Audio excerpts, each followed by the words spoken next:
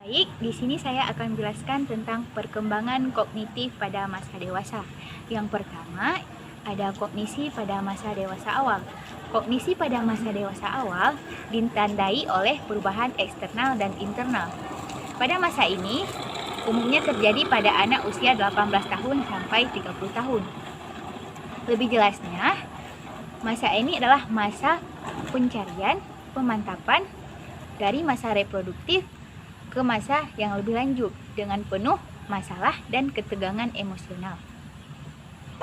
Periode isolasi sosial, periode komitmen, dan masa ketergantungan merupakan hal yang sering terjadi pada masa ini. Assalamualaikum warahmatullahi wabarakatuh. Perkenalkan, nama saya Meliana Sari Pasaribu dengan NIM 2106212. Di sini saya akan menjelaskan tentang perkembangan kognitif pada masa dewasa tengah. Apa yang terjadi dengan kecakapan pada masa dewasa tengah? Yaitu tahap ini dalam perkembangan kognitif orang dewasa dalam rentang usia 40 sampai 60 tahun merupakan masa terjadinya penurunan kemampuan fisik dan perluasan tanggung jawab, yaitu masa di mana individu menjadi lebih sadar akan usia muda dan berkurangnya jumlah waktu hidupnya.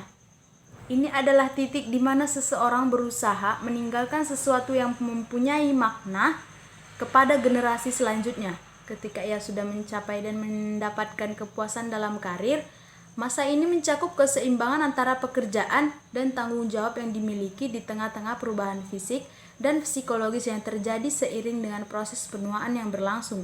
Pada masa ini, menurut Erikson, orang akan menjadi lebih sukses atau justru malah sebaliknya, yaitu berhenti mencoba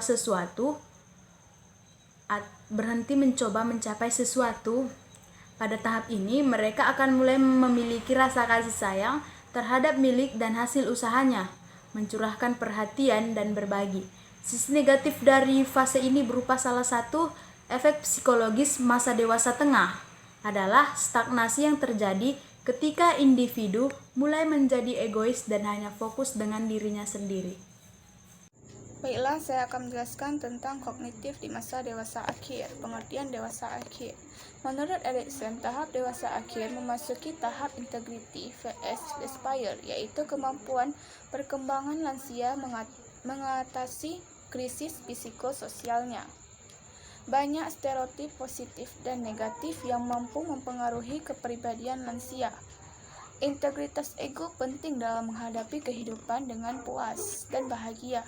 Hal ini berdampak pada hubungan sosial dan produktivitasnya yang puas.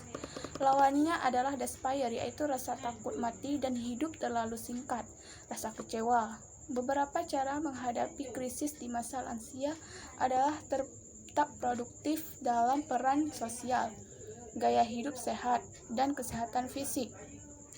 Menurut Herlock, tahap terakhir dalam perkembangan ini dibagi menjadi usia lanjut dini dan berkisar antara usia 60 sampai 70 tahun dan usia lanjut yang dimulai pada usia 70 tahun hingga akhir kehidupan. Penggolongan lansia menurut Debkes dikutip dari Aziz menjadi 3 kelompok. 1. Kelompok lansia dini 55 sampai 64 tahun merupakan kelompok yang baru memasuki lansia. 2. Kelompok lansia usia 65 tahun ke atas. Ketiga, kelompok lansia risiko tinggi, yaitu lansia yang berusia lebih dari 70 tahun. Dari berbagai penjelasan di atas, dapat disimpulkan bahwa lanjut usia merupakan periode di mana seorang individu telah mencapai kemasakan dalam proses kehidupan, serta telah menunjukkan kemunduran fungsi organ-organ. Sejalan dengan waktu, tahap ini dapat mulai dari usia 55 tahun sampai meninggal. Assalamualaikum warahmatullahi wabarakatuh. Perkenalkan, nama saya Risma Lila dengan NIM 21062006. Saya akan membahas tentang materi perkembangan sosio-emosional pada masa dewasa. Bagi orang dewasa, perkembangan sosio-emosi berkisar sekitar integrasi yang adaptif dari pengalaman emosional ke dalam kehidupan sehari-hari yang memuaskan serta relasi yang berhasil dengan orang lain. 20 tahun pertama dalam kehidupan sosio-emosi pada usia dewasa. Pengalaman di masa dewasa awal penting untuk menentukan bagaimana jadinya individu itu di kemudian hari.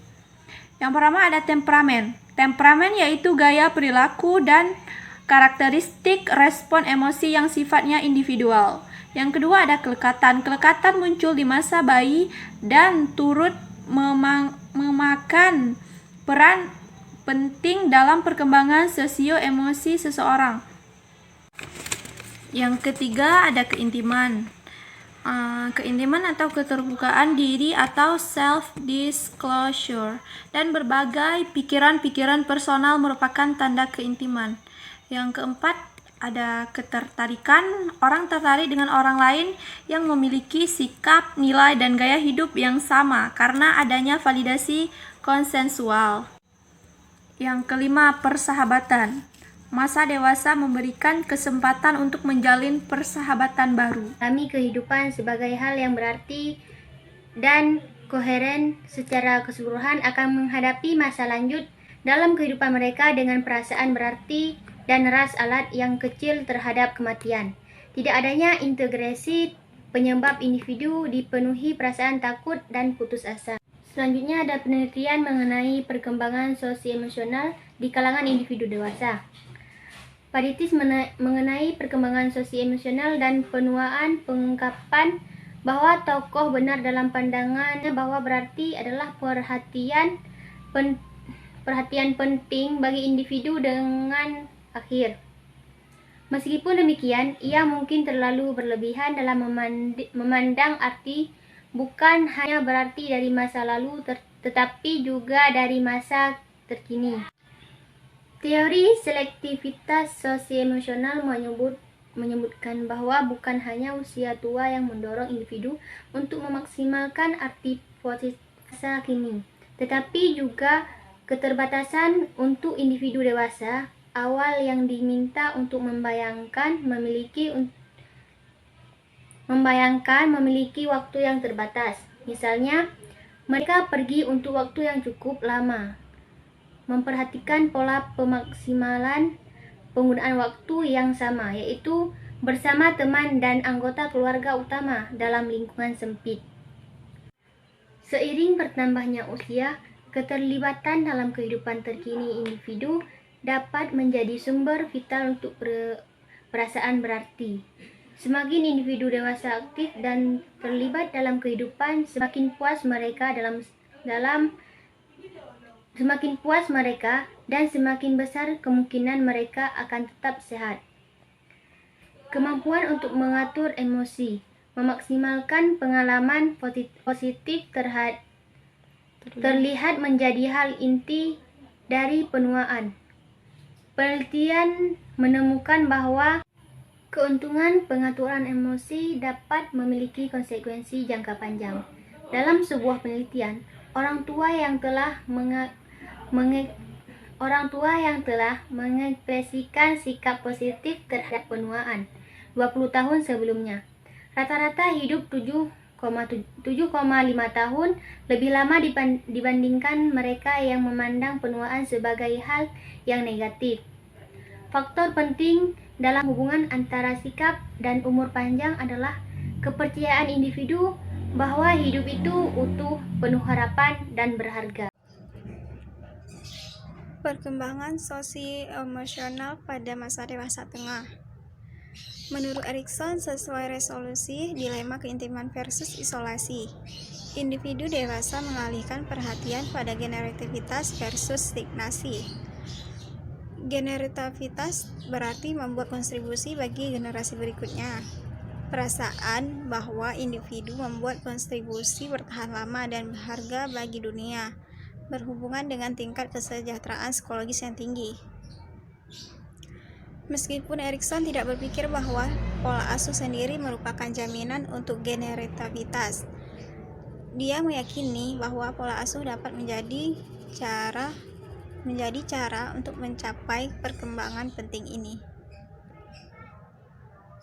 Kali ini saya akan menjelaskan tentang perkembangan sosio-emosional pada masa dewasa akhir, atau sering disebut juga dengan pada masa lansia. Kalau kita membahas perkembangan sosio-emosional, kita membicarakan tentang kepribadian. Kepribadian pada lansia sudah cenderung stabil. Emosinya positif, maka cenderungnya meningkat. Dan emosinya negatif, maka kecenderungannya akan menurun. Kalau kita mengacu dari perkembangan psikososial Erikson, para lansia masuk pada tahap terakhir, yaitu tahap ego integrity versus desperate, di mana para lansia melakukan refleksi terhadap masa lalunya, meninjau dan menginterpretasi ulang kehidupannya. Yang dimaksud dengan ego integrity adalah ketika para lansia melihat kehidupan sebagai sesuatu yang bermakna, tanpa bergelut, dan dengan perasaan apa yang seharusnya dilakukan dan apa yang seharusnya terjadi. Nah, inilah yang disebut dengan wisdom. Laura Carstensen mengembangkan teori selektivitas sosio-emosional. Teori ini menjelaskan individu dewasa cenderung selektif dalam interaksi sosialnya untuk memaksimalkan pengalaman yang positif dan berarti.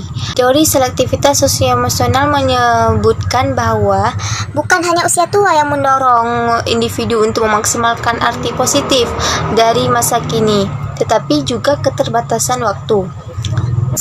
Keterlibatan dalam kehidupan terkini individu dapat menjadi sumber vital untuk perasaan berarti. Semakin dewasa, aktif, dan terlihat dalam kehidupan, semakin puas mereka dan semakin besar kemungkinan mereka akan tetap sehat.